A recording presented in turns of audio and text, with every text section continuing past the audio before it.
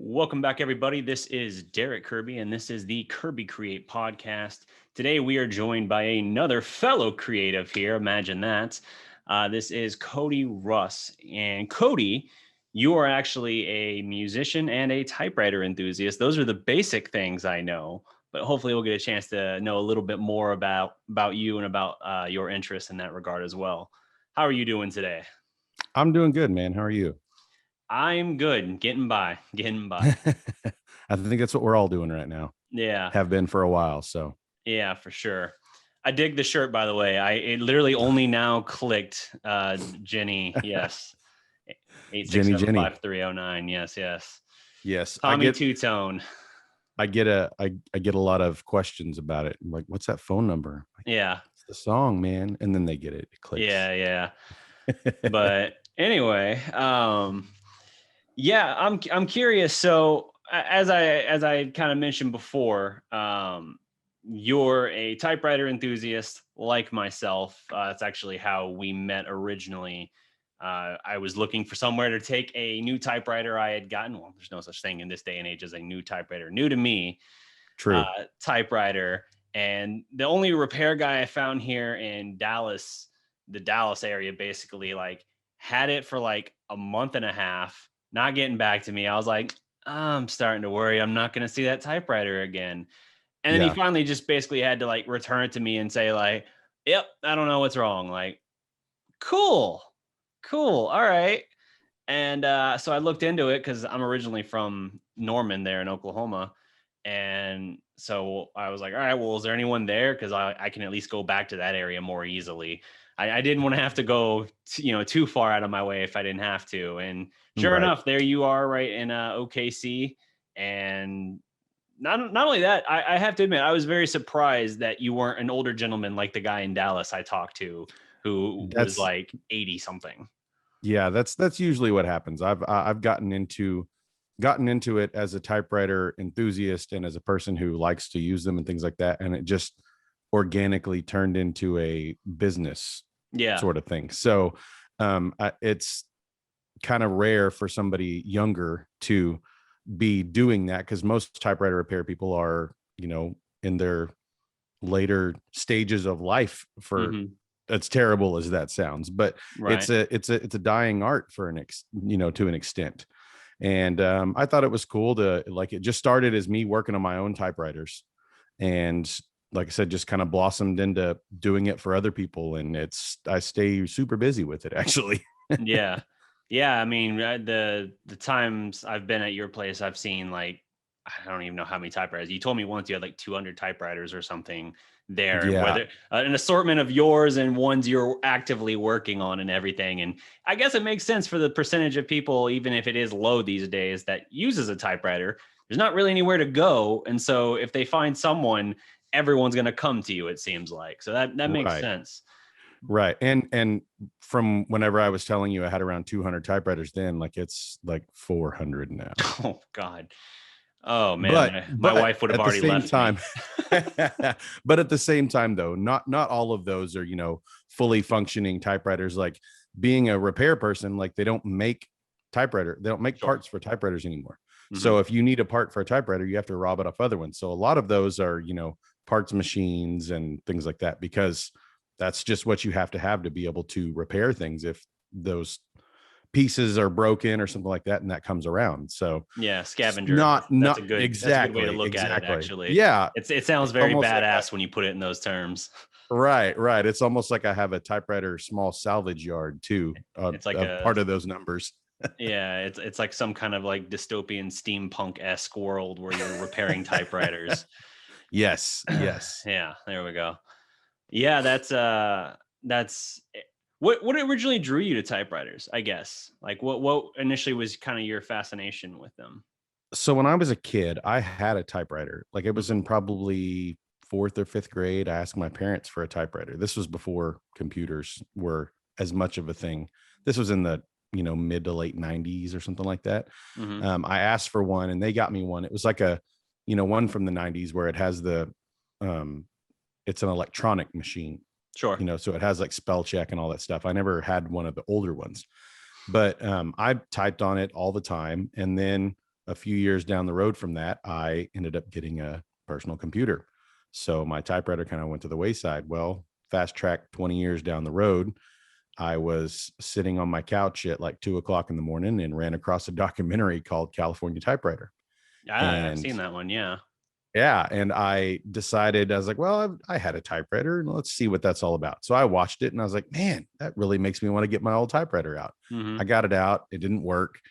And I didn't know anything about fixing it. So I Sure. ended up going to a thrift store and I found another one that was pretty much just like it and started typing on it. And then I decided I wanted to get a manual one and I got it.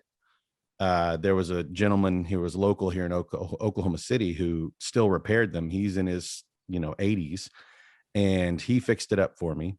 Well, I decided that I started going around and looking for other typewriters, thrift Mm-hmm. stores, antique stores, stuff like that. And I ended up getting more of them. Where I had about 5 or 6. Oh, where I And am now. right. So Get this ready, is how the buddy. sickness begins. Yes. So once I had 5 or 6 of them, I decided, man, I can't be taking every one of these, maybe I can do a little bit of the clean them up and do the repair myself. Mm-hmm. So I started diving into them and reading and learning and figuring it out.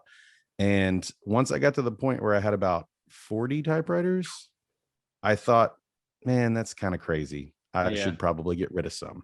So I opened an Etsy shop and I started selling them on Etsy. And when I first did it, I posted 10 of them. Mm-hmm. And I figured I'd sell like one of them in a year, maybe. And I sold out of them really quickly. And couldn't get them ready quick enough to get them on my Etsy shop. Well, in the midst of all this, the older gentleman that's a typewriter repair guy here, him and I kind of became friends because, like you said, there's not a lot of people to talk typewriters with. Right. So we started talking and, became friends. And then after a while, he got in touch with me. He said, hey, I'd like to pass my typewriter business on to you. Hmm.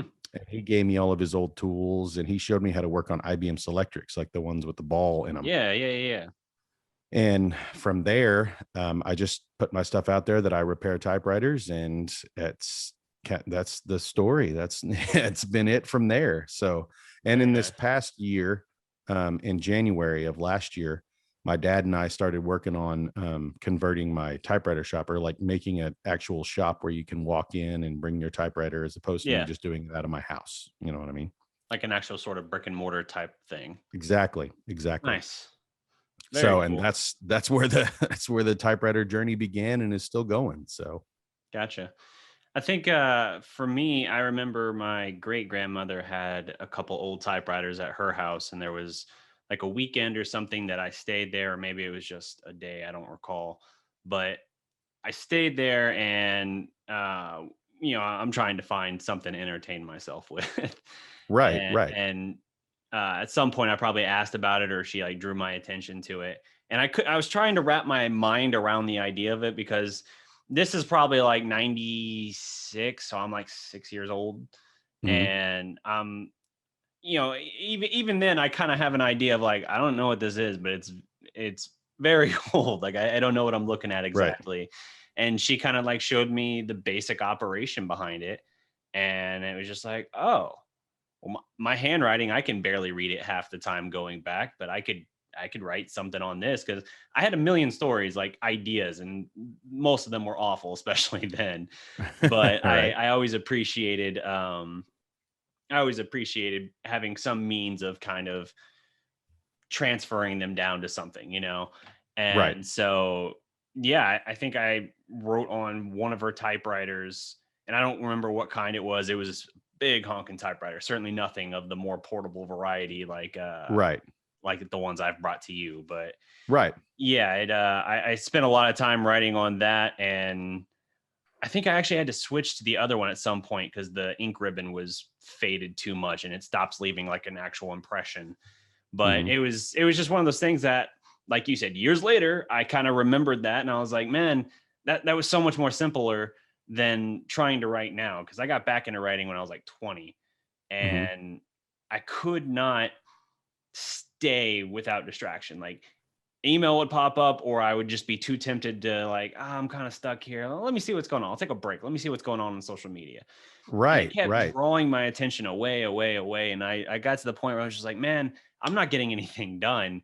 I kind of wish I could just have like that more simplistic format with that. And I also Right. liked having the tangible page at the end, not just having a document that's saved somewhere and for whatever reason you try to open it a month later and the file's corrupted or something. You're like, well, there goes that session. There goes that Right, right. chapter I wrote. And so I And don't it's know. not the same to take it either. And it's not the same to take it, you say, and print it out, and then you have a piece of paper. That's not the same either. It's Yeah. not. Yeah, no, I totally get it. Yeah, the there's something about it, something about the aesthetic, the feel, the sound, all that of the key striking the page. And then, yeah, having the page where you can kind of run your fingers over it and like feel the indentions from the keys. Like Mhm. there's something very, I don't know, not surreal, but like very real about that, yeah, you like you Yeah, said, printing it out, you just don't get that effect. right. Yeah, and a typewriter forces you to slow down as well. Mm-hmm. Like you can't.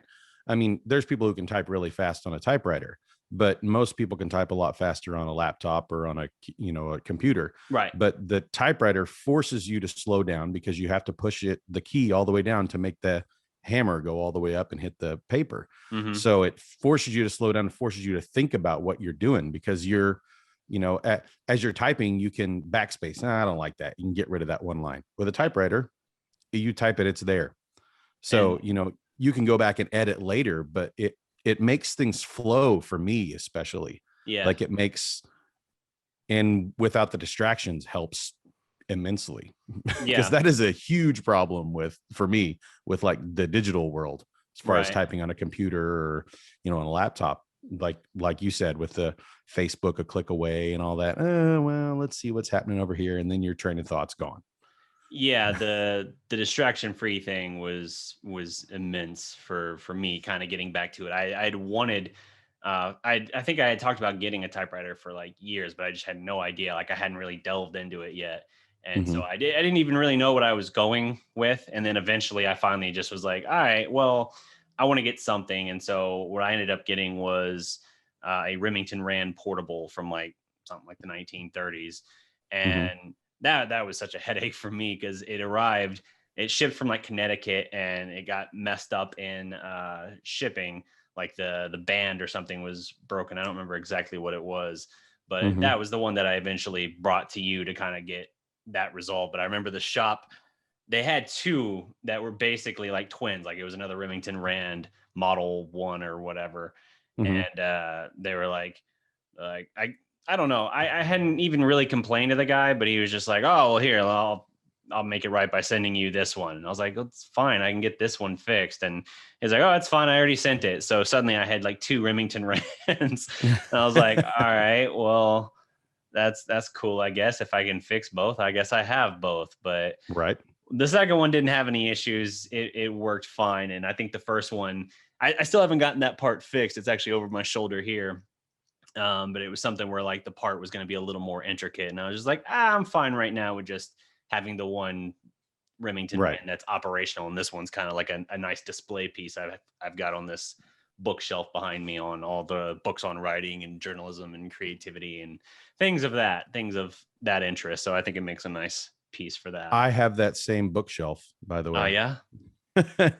Meaning the same bookshelf of all the books about Yep. creativity and this. But the problem is, I think I probably buy more books than I actually read. Oh yeah. Guilty. My wife yells at me weekly for Hugely that. guilty. Yeah, if I read a book, I reward myself by buying two more. Right. I'm pretty sure I bought a book on creativity yesterday at Half Price Books. Yeah, yeah. I was actually gonna ask about that. Have you read? I don't know exactly how to say his last name. Austin Kleon's books on creativity. Steal Feel like an like an artist. artist, show I your have all work, three and of keep them. going. Yep, I recently Hmm. just finished reading all three of those. I actually really enjoyed that. That was, I haven't read a ton of books just yet on creativity and everything, but I feel like I've been in a little bit of a slump, I guess, on that front. Like I've been just so busy and inundated with all this other stuff going on that I haven't had much time to like sit down and like write fiction or do any of that stuff that I wanted to do. And I was like, I want to try and see if I can spark a little bit of that idea again, get a little bit of the creative juices flowing. And I already had those Right. books. I had bought them maybe a year ago. Again, that's why my wife gets mad. I buy them and then they sit there. And Mhm. I was like, well, these things are like 150 to 200 pages. And he's got illustrations and like photos in there on some of the pages. So like you can get through those in like It's a an day easy or read. oh yeah, Yeah. breezy, but not in a bad way. Mhm. Like it's Right. very, very well done where you can actually follow the idea. It doesn't feel like stale advice where you're like, oh yeah, imagine that, Yeah, it's not like, the same old thing. Yeah. yeah, you read stuff in and you're like, that makes sense, or that's actually a good way to look at it, things like that. And that's one of those things that for me really resonated as I was reading it. I was taking a lot of notes, like after the fact, where I'd read something and be like, let me just jot down, make a note of that or something, and Right. I we'll need to either remember revisit that. it. Yeah, exactly. Let me see. I actually had Those are actually some that are on the shelf that I have read. yeah, yeah, Because of that reason, just like you said. yeah. Yeah, it's very cool stuff. And what I like about it is, obviously with it just being the idea of kind of creativity as well, it's not confined to like, oh, well, this is if you're an artist or if you're a writer. Like you can apply it to any number of things. I mean, he even was Right. talking about how you can apply it in a more professional sense as well. It's just kind of like a way of operating. But like some of the ideas I kind of liked were and I'm guilty of this too. I've long since identified myself like as a noun in that regard of like a creative. And I Mhm. think the kind of funny little spin, at least in my mind, that I put on it was that I'm an overly ambitious creative type. And Mhm. I was like, yeah, overly ambitious creative type with a little love for typewriters or something, I think was what I would tell people. Right. And as he talks about in the book, is like, no, you don't want to be the noun, you want to be the verb. You want to do creative things, not just say that you're a creative, because one, it's reducing all these other things that could apply to just a single word, which feels a little reductionist anyway. Mhm. And the idea is you actually have to make something to classify that. It's not like you do it once and you're just like, I forevermore, Am a because I creative. yes, exactly. So it's I that struck a chord with me mostly because I was like, dang it, I'm guilty of that. But that makes total sense because I've wondered that kind of aloud too, as a writer. As I said, like I'm so busy sometimes I don't have a whole lot of time to write. And then Yeah. I feel weird calling myself a writer because it's like I'm a writer who hasn't written a whole lot in the last year and a half. Like you Right. kind of feel like, I don't know, it's the imposter syndrome, I guess, a little bit. Yeah. No, I think that's probably the hardest thing for any creative person. Like you can say you're a creative person. I mean, not we are all creative people. Like Hmm. in it might not be in writing, it might be in building things, it might be in whatever. Like we're all creative, but I think the hardest struggle for someone is to actually sit down and do the work, do the creative work. That's the hardest thing to do. There's a podcast that I listen to. It's about songwriting. It's called The Working Songwriter. And one of the little introductions that he has that he plays every time, he says, this is a podcast for the working songwriting creative people. And it's also, what creative people seek most, a distraction to actually keep them from writing. Yeah, yeah. I think there's another podcast I follow called Writing Excuses, and it's like 15-minute Mhm. things. But they'll talk a little bit about the craft, and they'll have some good guests and things like that. Like you'll have Brandon Sanderson and people like that on there. But their tagline at the end, their wrap up is always like, this was writing excuses, and now you're out of excuses. Basically, get back to work. Like you distracted Get to yourself doing for a it. minute, great, get back to work. It's interesting kind of how that whole thing comes about, like the procrastination of it, because it's like I love writing, but I love being in the flow state of writing. And sometimes just getting to that state is incredibly difficult. Like some of the best days I can recount are days when I spent the entire day writing in that flow state. Like I Right. had a day where I was entering a writing competition. It was one of the last days before I had to submit my story for the competition. And I spent like 18 hours writing that day. Wow. Yeah. That's impressive. Yeah. And I finished up at like 3 a.m. and like I felt alive, even though I had barely gotten out of the chair. I think I went to the bathroom like once in that whole time. Like I stayed in like the immediate Wow. 10 feet of the desk, just circling and pacing and thinking out loud through things. And I wrote like the final 2 chapters and like the epilogue or whatever to the story I had been working on just in that session alone. And that was the culmination of an entire week of just cramming to get this story done. And it was exhausting, but I was like exhilarated by the end of it, not just because I had finished the story in time for the competition, but just like the feeling of it. Like I was like, that I love doing that. That is what I wish I could do.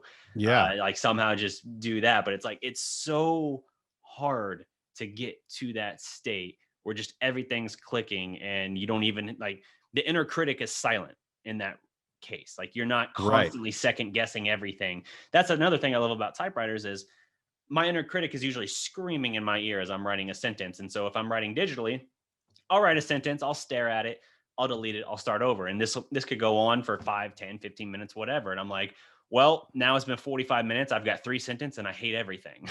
Right. So No, typewriters, you can't do it. Like it's already on the page. I might as well just keep working. So especially for a first draft, typewriters for me are just king. Like not being able to second guess, just like, too late. It's down on the page. Just got to keep moving. Right. But yeah, the whole thing about getting to and staying in a flow state is so like, I wish I had better answer for myself even to follow, like how to kind of get there and stay there. Because a lot of times, even if I do say like, all right, I'm going to just write today, I get very little done. I feel like even trying to work on it, or I might write half a chapter or something, but I'm not really going to like what I wrote, especially when I go back and revisit it in a few days. And it's my constant struggle. And it's why I've been working on this story for 10, 11 years at this point. Right. Right. And, that's probably, or not probably, it is, that's part of the process just in itself. It is all a process that we just want it to be done. Yeah. We want it to be done right now. But, the process is, a part of it. But it's super, super, super hard to get into that state and get into that way of thinking about it. And that's kind of maybe after 80 years of life or something, I'll figure it out, but probably not. I don't know. Yeah. Are you, I'm wondering if you're kind of like me in the regard, like, would you say you got a lot of creative work done during the past year with the pandemic and everything? Like for me, everything switched back to basically remote, like operating just out of the house. Like even my web development job, day job, suddenly was based out of the house. And for a while it was really slow because obviously all the businesses that we work with kind of were like, whoa, let's just see what's going on here. We're going to kind of put a pause on these different campaigns. And I didn't get furloughed at any time, thankfully.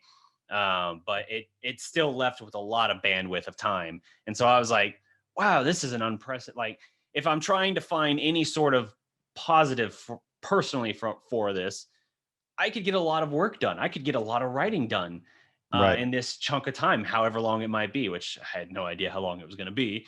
But we were very optimistic to think it was, going to be a month whenever all that happened a year ago. Yeah, for sure. And I found myself maybe 8 months later or something, kind of looking back and like, son of a bitch. I did not get nearly as much writing done as I wanted. And I felt guilty about it. Like I was like angry at myself because I was like, this was an opportunity just being home with so much downtime that you were never going to have. My daughter, she was born in June. So obviously I had 3 months in the ramp up before that. And I was like, how did I get nothing substantial to show for it? I had like, I wrote a chapter or 2 here and there and I revised some stuff, but I felt like if I was holding on a plate, everything I did, I was just kind of like, that's it, huh? That's not very much. And I felt guilty about that. So I'm always curious, like if other creative types doing their various works, whether it be songwriting or, any other kind of writing or whatever, if they were more productive with their time than I was, because that's my regret. I was not. I was pretty much just about the same way you were. That there was a little bit kind of right before the pandemic started.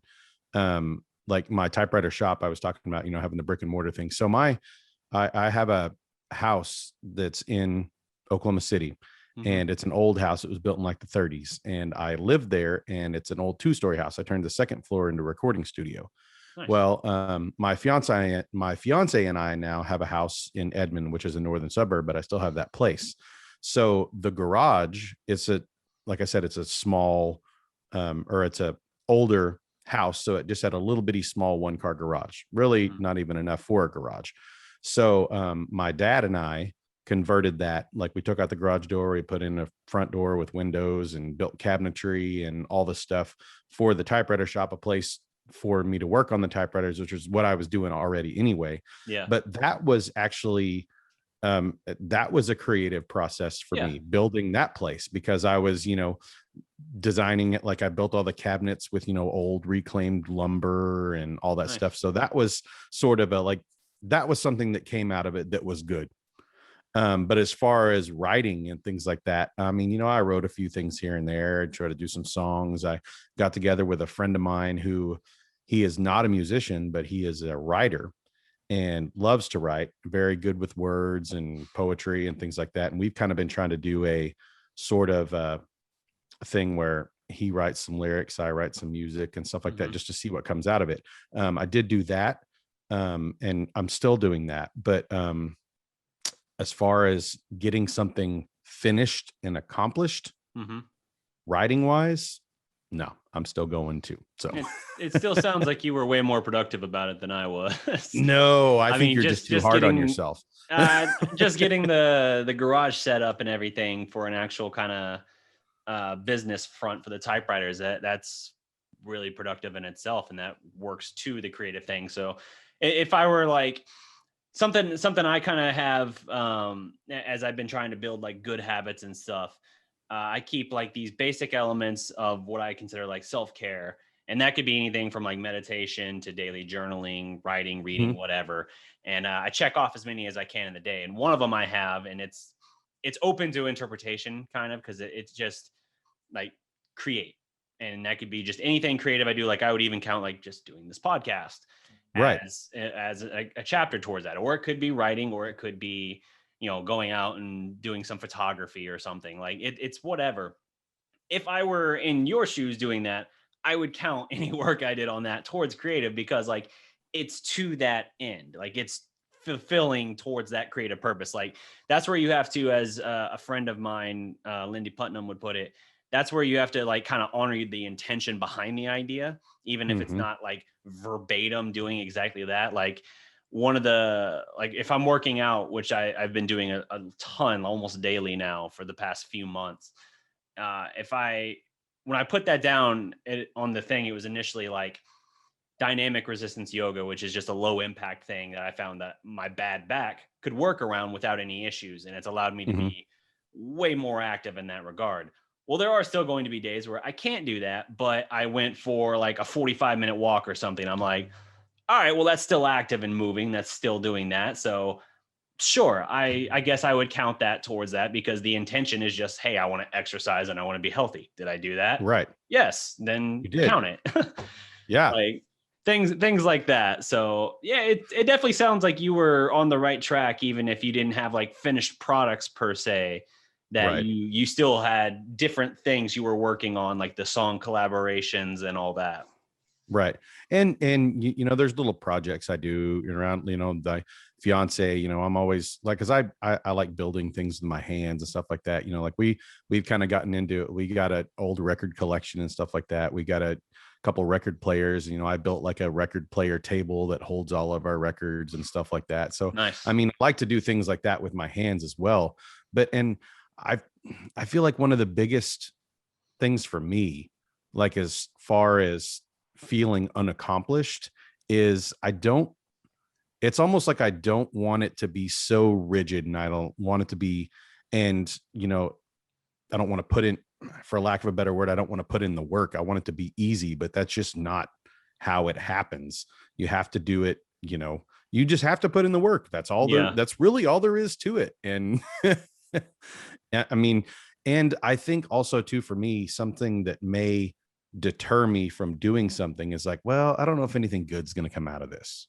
Yeah. Or I don't know if there's going to be a good finished product. So why do it? But I need to force myself to just go ahead and do it, because you don't know that it's going to be bad whenever it's done. It may be amazing, and if it was going to be amazing, it's not there anymore. Right. And that's something that I really need to force myself to do more and better. It's definitely a balancing act. Like it sounds cliche almost to say like, oh, well, you have to focus on the process, not the end result or something like that. Like we're not conditioned to want to look at it that way. We're like, well, exactly. We're in like a productive, like go kind of society. That's what we're like. That's what everyone's expected to do. Like be productive, do things that'll, Yeah. But the thing is, like, even in that process, even if the end result doesn't turn out as anything amazing necessarily, which even especially in a creative realm, I mean, that's such a subjective thing anyway. That's something that there's been plenty of times I wrote something or, as it relates to like photography, which I've gotten into, where I wasn't that amazed by like some photos I took. I was like, they're all right. But like other people liked them a lot. And I was like, right. Okay. So like, even in that, the end result's already subjective, and it's just kind of beauty in the eye of the beholder. But also within the process of pushing through and continuing and being consistent to see it through, you can still learn and find little things that you can take in that experience to apply to future projects that you might not have found as quickly or at all, perhaps, if you would abandon the project earlier. For me, I struggle with just that consistency of every day doing it. And hopefully, as my schedule eventually opens back up, once I wrap up school in December, I'll have a little bit more time, because writing for me has been a very back burner thing. And I know, like, if I come back to it for 2 weeks, I feel like I can just start getting my feet under me. But then life gets crazy again and it falls away. And then I'm looking at it like a month later, like, God, I had it. It was right there. I felt like it was getting easier again. And I was like, okay, yeah, I remember how to do this. Kind of getting back into the flow of like the story I've been writing and all of that, which, that's one of those things where I've tried every tactic on that. I've tried putting that thing on the back burner altogether and just working on a different story, thinking like, oh, I'll never come back to this. I got what I'm going to get from this in terms of the lessons and experiences and stuff. And it's just one of those things that it keeps nagging at me from that back shelf. It's like, we're not done here. Like, you gotta get back and do it. You got, like, you think you have something here. You've invested so much time and effort, refine it, do whatever, but figure it out. And I'm like, I'm trying, but I don't have the time. Like, right. It's, I have that unique sense of guilt. It's like, it's both sides of the argument. I've had the guilt of not committing enough time to my creative interest and feeling guilty for that. And then I've had the inverse happen, where I'm committing most all of my time to my creative interest. And then I have the guilt, like I'm somehow not being productive, as you said, like those kind of societal pressures and things like that to be more productive. In the past, if I, like during a stint, I was unemployed for a few months. If I spent a good chunk of my week writing, even if I was still looking for a job and doing stuff like that, it was always like, was that the best use of my time? Should I have been going like 90-10 in terms of working towards the job search versus writing? I don't know, because part of me thinks the writing is what kept me sane during that time, Right. But, and I think maybe that something that a creative person, or all of us, should just, accept is that we don't have to. We're doing these things for ourselves most times. You know what I mean? Like doing the writing, and like for me, like songwriting and writing on my typewriter and stuff like that. Like I'm not really doing it for anyone else. So I don't know why, but I'm the same way. Like I feel like guilty. Like, man, I didn't do anything. I didn't do nothing today. Like like the whole day is gone, and now look what I have to show for it. Nothing. And that's, like, just as having this conversation right here is making me realize more, like it's okay. And I need to think about that better. Myself. Yeah. It's definitely one of those things where it's easy to get caught up in the end product and the idea of productivity. Like I've had days where I've worked my ass off the whole day doing things. And in that case, it could even be something that's not a creative thing. Like even if I'm working on something with my day job, I worked all day, but I didn't have, like, even if I had 3 things I was working on, they all advanced, but none of them got to a point of like deliverable. And like, so I would walk away from the day thinking like, man, I thought I was going to have those done today and they're not. I wasted the day, or like I wasn't productive. And I was like, what am I talking about? I used like every minute I had of the workday to do this. Like, of course I was Right. productive. Non-productive would be if I was sitting on the couch watching TV or something. Right. So Yeah. it's a weird thing where, yeah, I don't know how to kind of reverse course on that, like as a kind of a societal sort of perception. Mhm. But that is something where, at least on a personal level, I kind of realized like, all right, I got to step back and reevaluate that. Because even with regard to like those good habits I'm trying to build, for the first 2 or 3 months I was doing them, every day I could see like those checked off boxes for those things. Felt good. Like it felt like, okay, if nothing else, this all works towards my mental health and self care, and I got all Right. this stuff done, or most everything done. I feel good. But eventually, even that got to a point where it was like, well, now I'm doing it. I've been doing it every day for months on end. And now, like, it just feels like I'm supposed to do that. Like, Right. even though it's still a good thing for me, Mhm. the satisfaction of seeing all the boxes checked off or whatever at the end of the day didn't have quite the same effect. And I was like, all right, yeah, I got those done, but that's like the minimal thing I had to do for the day. And it's like, that's not good. If the Right. thing that was helping me and making me feel better is now kind of falling into that same murky gray area of like, I wasn't productive or something. I was like, Right. that's not the way it should be. So I'm even now I'm having to like try and like reframe the way I view certain things, Right. because Right. it's just self-destructive at that point. If you're taking things Yeah. that you enjoy and twisting them into like, oh, that's not a good enough thing, or you shouldn't be happy about that, then all right, you'll have nothing you enjoy in life, I guess. I don't know. Right. Right. And like for me, it's something that uh, no, I don't want this to sound like I feel like society is keeping me down or something like that. But we're, taught since we're kids, to do productive things and to get out there and Hmm. to do this and to do that, whatever, and it's like, those aren't bad things to be productive and do things like that, but they are to an extent for the creative kind of process. They are a little bit, but also at the same time, like you were talking about with your story and the deadline or whatever, like sometimes Hmm. those deadlines force us to do certain things, but Yep. um, it's just, you almost have to retrain your brain to think completely differently than what you were taught your entire life. And Yeah. not that what you were taught was bad. It's Right. just, you kind of have to go about it in a different way. Yeah. And by the way, this conversation just in general is making me think a lot of things about myself. So thanks. Yeah. No problem. No problem. That's the point of the podcast, is to talk Right. about the creative process and general creativity. Hmm.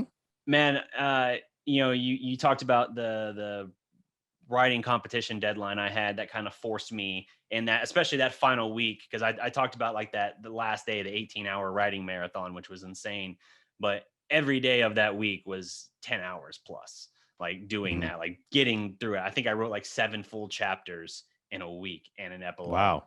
And I was absolutely drained. But it's like, while that worked for kicking me into gear and getting the creativity going and getting into that flow state, I've tried, I don't know if you've tried this as well, maybe tried setting like the deadlines on yourself, like with like some sort of like reward thing. Like, all right, well, if I get this work done in the next couple days or next week or whatever, then I'll reward myself with something like this. And Right. it could be whatever, it could be something as simple as like, oh, I'll go out for drinks Saturday night with some friends. Of course, that's not so common right now, Right. but before pandemic, pre-pandemic, Right. that would be like a thing like that.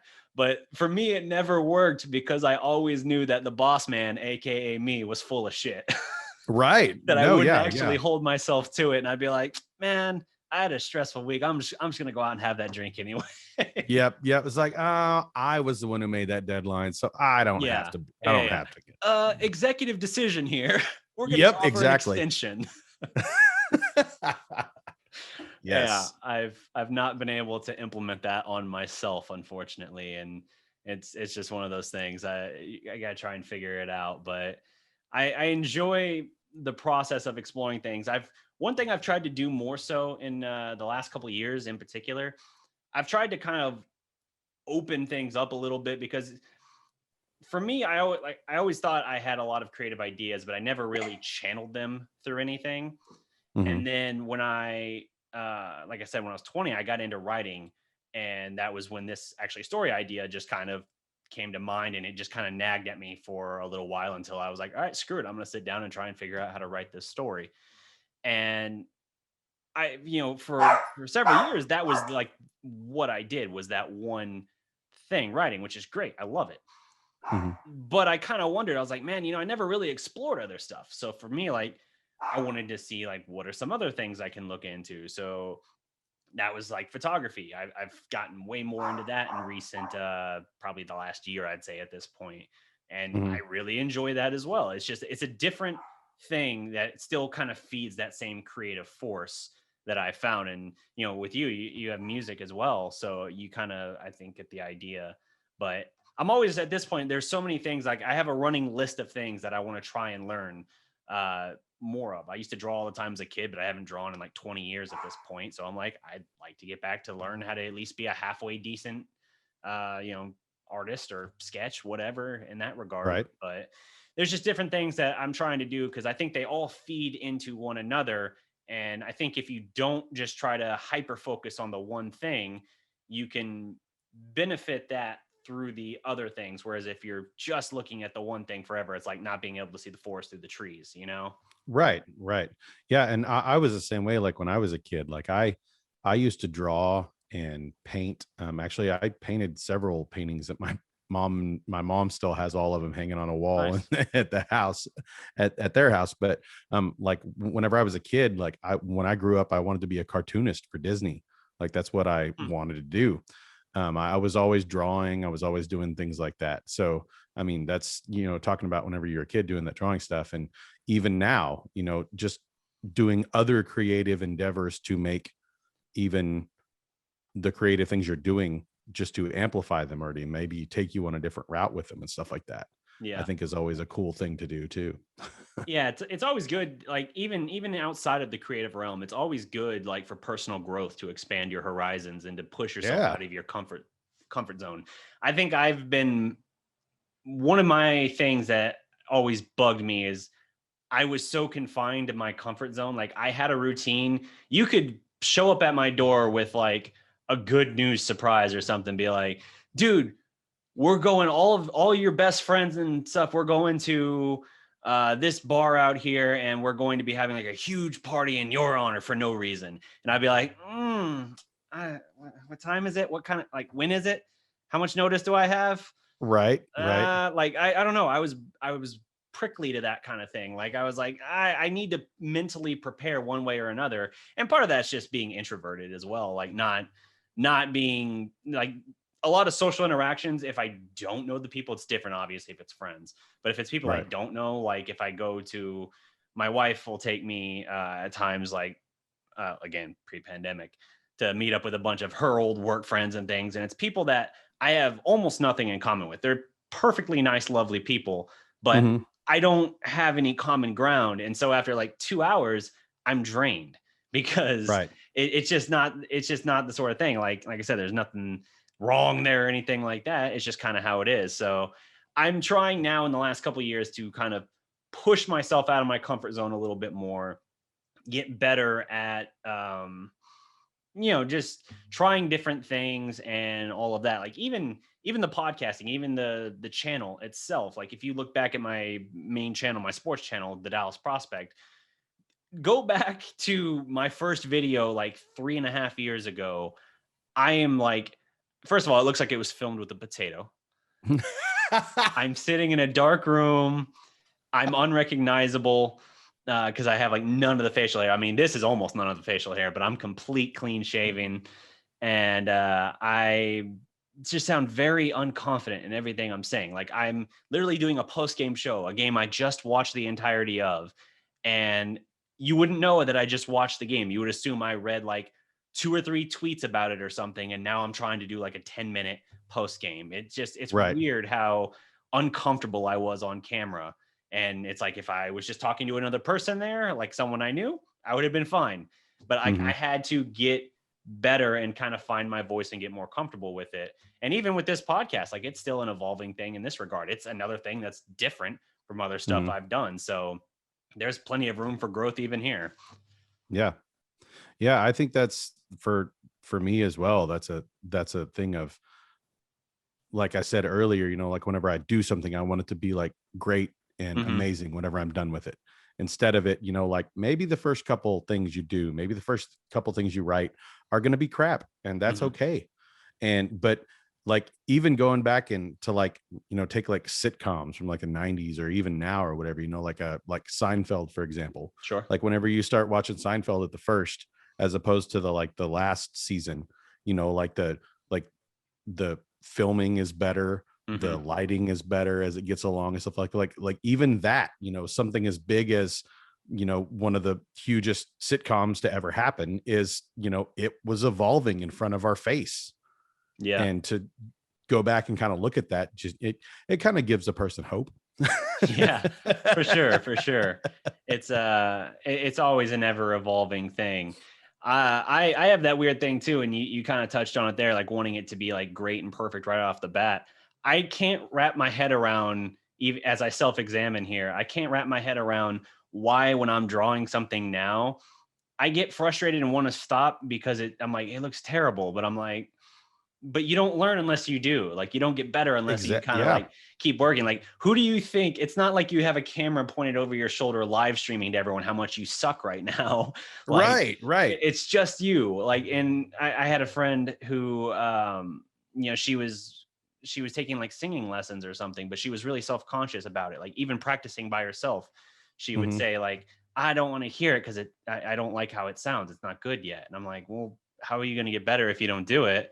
And if you're alone, what's it matter anyways? You know, like Right. there's no one there. Right. It's just you. Like you just have to kind of ignore the inner critic. And that's a weird thing where I think that's why like the people that are most negative, whether it's like online trolls or whatever, the ones that really get to you aren't just ones who say like the meanest thing or whatever. It's the ones that seem like they're just holding a megaphone to your own inner critic. That's the ones Hmm. that like get under your skin, where it can just be like the most subtle thing that for whatever reason strikes a nerve and you're just like, oh no, they know. Like they're Right. aware. Yeah, for sure. No, there was a guy who I forgot what I was going to say now. It completely left me. That happens to me as well. That does happen. I mean, I had it happen earlier, and I remember the point a few minutes ago, and I circled back to it, and I just tried to naturally blend it back to a different point I was making. See, Yeah, you've done that before, so you're more acclimated to being able to take care of the situation whenever it happens. it's also fake it till you make it. I just Exactly. continued. I was like, I lost my point, and I just continued to bullshit and just kind of keep padding for time until I found a different point. Right. And then when I found it Oh, back, I was like, okay, now blend it here. And there we go. Now it looks like I knew what I was talking about the whole time. Perfect. yep. And That's mine's another back thing to I me had to learn now. through live streaming. That was Right. something I learned through live streaming. You can't second guess. You just have to push through. And if you screw up something, you can't just keep like when I did pre-recorded stuff before, I would take 100 takes of the first 2 minutes. Hmm. And live streaming forced me out of that comfort zone. Just like, all right, I screwed up. Keep going. I'm not stopping the Yeah. stream. Yeah. Well, as I like, I'll circle back around. I remember what I was going to say now. There you go. Like, as I'm writing or as I'm typing on a typewriter, like I have this little thing in my head where it's not that this is bad. Mhm. It's, man, I don't know if I really want to say that because what if somebody reads this like 50 years from now? Like, Yeah. I shouldn't care about that. That wouldn't Right. matter. Like I'm not saying anything bad or wrong or whatever, but the way I write, I just have this little thing in my head where I'm like, man, what if somebody reads this and like thinks bad of me? And Right. that's just I don't know where that comes from or why that happens, but it's a strange thing that happens in my head. But yeah, no, I totally get what you mean. I have a similar kind of thing with that where I've been writing something before and like kind of stopped and asked like, all right, well, is this something that I would feel weird having like my mom or like family read? Exactly. Yeah. And in that case, I'm like, well, I don't think like you said, it's like I don't think it's anything bad. It's just like a weird thing. And I think that's just a block you kind of have to get past, I guess. I don't know that it's really anything to it because it's like the subject matter doesn't even have to be bad. It could just be like I was writing like a dystopian story or something like that, and there was a basically like not a zombie. attack or something, but there was some bloody scene or something with, you know, Mm-hmm. a modest amount of detail. It wasn't like Right. graphic. And I was like, oh, would this be weird? Like having like, you know, people I know read this and be like, oh, that's what's running around in your head. Like, I mean, it was there clearly, but that doesn't mean like that's how you would, if you boiled down all my thoughts to a single image, that's not the image. You know what I mean? Right. I'm curious, speaking of, as I bring up like zombies and all that, um, I think this is actually in Austin Kleon's book as well. He kind of talks about the whole vampire thing, whether that be like people that drain you or like your job or anything like that. Is that anything that you struggle with? I know for me, my day job is kind of the biggest vampire in my life. It drains so much of my energy out of me where I get home and I'm like, all right, I want to write when I get home. I might say that in the morning. And then I get home in the evening. I'm just like, oh, I hate everything. Yeah, I do that with well, not to, because I don't have a normal, you know, Sure. regular like 9 to 5 job or anything, but just juggling the two of the musician part and doing the typewriter part. Like the musician is, you know, my main thing. You know, Sure. that's what I do, and the typewriter thing is a side thing. You know, but there is a balance of, you know, of there is a way of balancing both of them for me, and it is hard at sometimes, because like I'll always try to say, well, like if I have a gig this day, like I'm not going to do typewriter stuff. Sure. You know, like I'm just going to do, you know, go do my gig and, you know, come home and relax or whatever. But sometimes it gets to a point where I can't do that and I have to work on typewriter stuff and, you know, things do both at the same time. And I totally get the, you know, like I may come home from a gig and maybe I had an early gig or something that was in the afternoon. I'm like, man, I have all this like free time. I could go down and work on some typewriter stuff like that. But Yeah. I just want to sit here and do nothing, you know. Yeah. And that's probably more too on the me thinking that I have to do this or I have to be productive or I have to, whenever I already have been for the day. Right. But I'm just beating myself up or something that, you know, like I need to do more. I need to do more. Yeah. Yeah. I definitely have had that with how hectic my last year in particular has been. Like I said, the full-time job, full-time school schedule, you know, my own kind of part-time business as well with the site and everything like that. I obviously the 9-month-old daughter, but I also last semester had a professional internship that was 10 to 15 hours per week as well, doing high school sports reporting. So that was also draining. And it was like, I totaled it out, like on average, it was like 78 hours per week. And like not including the home stuff, not including the my own part-time business stuff, like just school work and the internship. It was just killing me. But the weird thing that happened was as I got away from that semester, and like this semester's crazy too, but I at least don't have the internship. What's gotten more problematic for me really is the fact that like I struggle to disengage. You were talking about how like you're like, oh, I did my productive thing. Now I can kind of kick back and relax a little bit, but you have that almost like a little bit of guilt for doing so. Mm-hmm. I have that every day. Yep. Like if I find any free time, I'm like, oh, I should be writing or I should be working on this or I should be doing this. Like I struggle to disengage and wind down. And that's one of the reasons I actually started forcing myself to adopt all these other, like the good habits and everything I've been building, all the self-care stuff, because I kind of came to a point where I was like in January, I was like, man, if I don't take care of like my mental health better, like actually practice self-care, not just like when the pressure valve is like about to blow, but like along the way, take care of it so that it doesn't do that. Like I'm going to have a meltdown at some point. And so that's what I've been doing. And like some days, yeah, I'm busy and I'm like, oh, do I have time to do this? Like, okay, I just need to do it. You know, it's something where it's like, of that list of things I have like 3 or 4 I would call like, I guess I'll say the 4, like I've incorporated reading into my schedule every day as well. It's like my core 4 things, which is like the exercise, which is like my dynamic resistance yoga thing, meditation, journaling, and reading. And I can do the 4 of those things can take up like 45 minutes, like total, or like sometimes like an hour or something like that. And I'm like, all right, do I really have time to give like an hour to this? Like, but like, it helps. It does, like, because I feel better. And that's why it's like the first thing I attack every day. Like, my wife and daughter are out the door by 8 o'clock. I work at home the whole Mhm. day. So like I just immediately start on that so that by 9:15, I've already gotten through all that stuff. And now I'm like, great. I still have like my entire day and I can do whatever. But like I feel better right off the bat for having done that at least. And Mhm. that's just kind of like what I try to do in that regard. Like sometimes if I'm stressed about something and I'm like, ooh, I have to get this done in the next hour. Do I have time to do 10 minutes of meditation? And I'm like, I think I do, because if I spend 10 minutes here, I calm myself down at least, which then makes me more productive the rest of that time, you know? So what I was saying, yes, we've been going an hour. We can wrap this one up.